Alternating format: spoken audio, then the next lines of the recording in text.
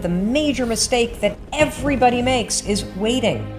Waiting for somebody to pick you, waiting for the right time, waiting for you to feel motivated. It's not coming. For the big stuff, for the hard stuff, it requires a push, always has, always will. Nobody is coming to save your ass. It is up to you. And so if you want to change anything about your life, stop sitting around and wasting your goddamn life and start pushing yourself.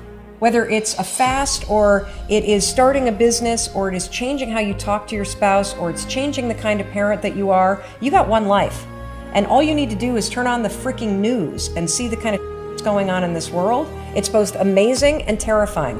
You never know when your time is up. But I do know that you've got time right now to change things.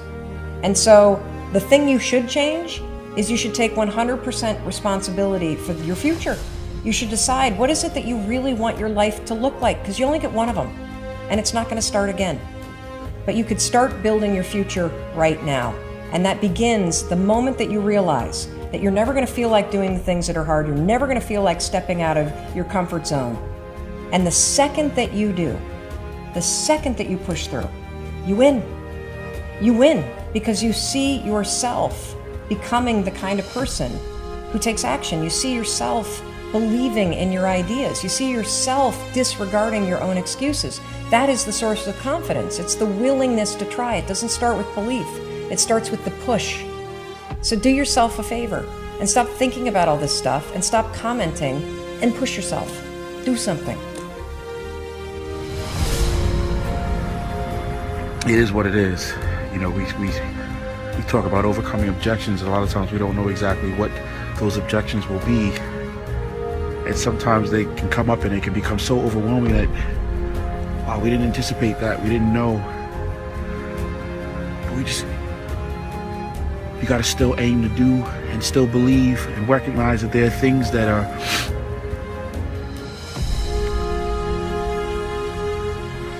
it's always worth it to do your best and to believe in something and to work towards the attainment of the goal. And if it is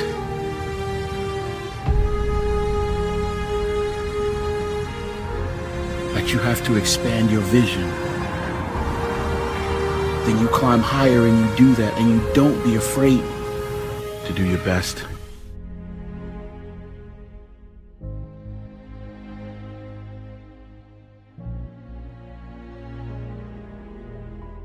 There are times in life we feel like we're going in circles. We're doing the right thing, but not making much progress. We don't see anything changing. It's easy to lose our passion and get discouraged. But one test we all have to pass is being faithful when nothing new is happening. We're just going to work, raising children, coming home, doing the same thing again. It's easy to be our best when we're getting good breaks. Things are falling into place. That doesn't take much faith. But what about when you're working hard but not getting the credit? You're being your best, but your marriage isn't improving.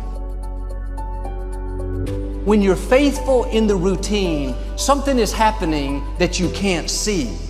Your character is being developed. And the routineness of life is not exciting, but it is necessary. You won't become all you were created to be without being your best when it's mundane. Being excellent, having a good attitude when it's just another ordinary day. Nothing exciting is happening. You're just singing in the choir another Sunday, going to work with a smile another week, doing the right thing with a good attitude another month.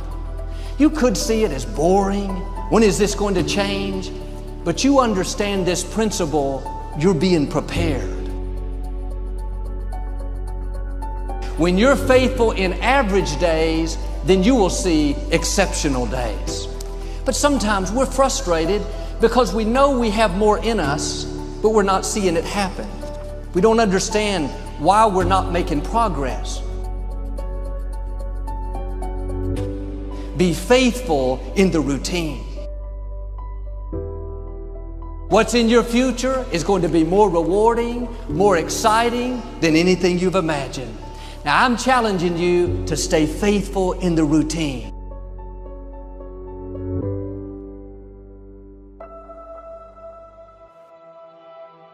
As Michelangelo said, if people knew how hard I worked to achieve my mastery, it wouldn't seem so wonderful after all.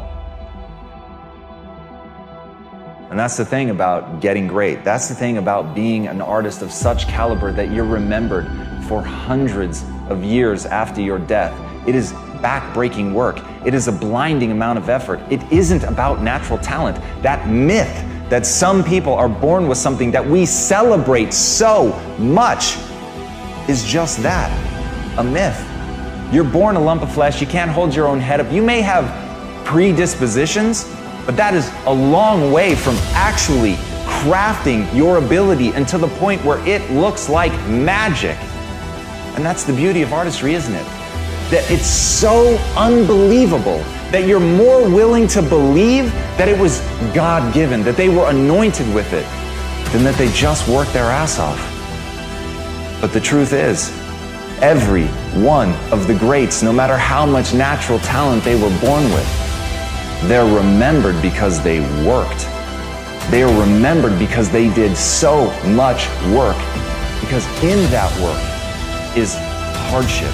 In that work is difficulty. In that work is unbearable adversity. But it's in that adversity that the magic happens. And as Victor Hugo said, adversity makes men, prosperity makes monsters. So I know right now you wish you'd been born with some talent. You wish that all those dreams that you had, they were yours for the taking, that you didn't have to put blood, sweat, and tears into it, that somebody would hand you at least something in the beginning, that they would give you some start, some spark. That's where the monster's created. If you really want to get hard, if you really want to get tough, if you want to get great, if you want to be unfucking touchable because no one can bend or break your vision of yourself, then you have to suffer. That's the way of the world. And as Florence Nightingale said, I attribute my success to this: I never gave or took any excuse. And that's the secret. At the end of the day, if you know what you want, it's only a question of whether you're willing to pay the price to get there. So ask yourself, are you willing to pay the price?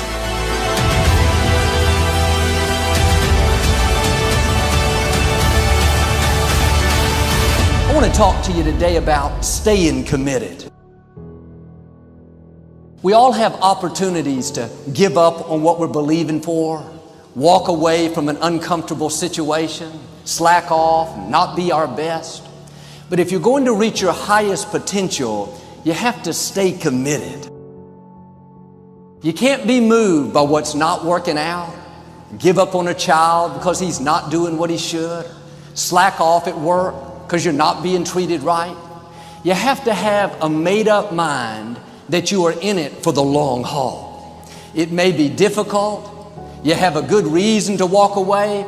Don't take the easy way out. Stay committed to your marriage. Stay committed to raising those children.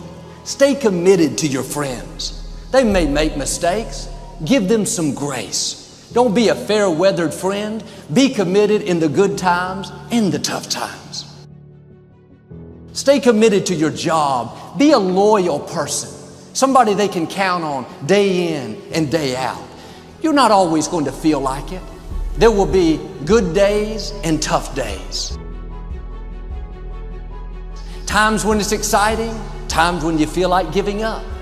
That's when you have to dig your heels in and say, I'm going to do the right thing when it's hard. I'm committed to this marriage. I'm going to love you even though you don't deserve it. I'm committed to this job. I'm going to be my best even though my supervisor isn't treating me right. I'm committed to my dreams. But too many people are wishy-washy. They'll love you as long as you perform perfectly. If not, they're out of there. They'll be their best if you keep them encouraged, keep them propped up. They'll pursue a dream as long as they're getting good breaks. Their commitment is based on things going their way. But when it's difficult, when it's taking longer than they thought, they get discouraged, start to slack off. Well, they don't pay me enough. I'm undervalued. If they would pay me more, I would do more. But if you don't pass the test of being your best where you are, showing up on time with a good attitude, doing more than you have to.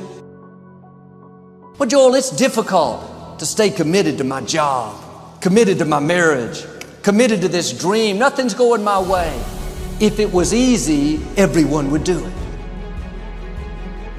I've heard it said, on the road to your destiny, halfway through, every person will be tempted to give up. Some turn around and go back. The others stay committed and keep moving forward. What's interesting is both people travel the same distance. One goes halfway back to where they started. The other goes halfway ahead and reach their goal. Committed people outlast the difficulty. Committed people stick with a relationship even though they have a right to walk away. Committed people go the extra mile and do more than they have to. 1960, a young man opened a pizza place in Michigan. He was an orphan that had been raised in a Catholic orphanage. He borrowed $900 and started his small pizza place. He had all kinds of bad breaks. A business partner got into his account and stole several $1,000s, his life savings. 1968, a fire burned his building down. The insurance company paid him a penny on the dollar. He could have gotten discouraged, thought this is not meant to be. This young man stayed committed to the dream. He had an idea. Instead of people having to come get their pizza, he decided to take the pizza to the people. He came up with the first delivery service. He called it Domino's. He started with one restaurant, $900. Today, there are over 6,000 Domino's. A few years ago, Tom Monaghan sold his company for $1 billion.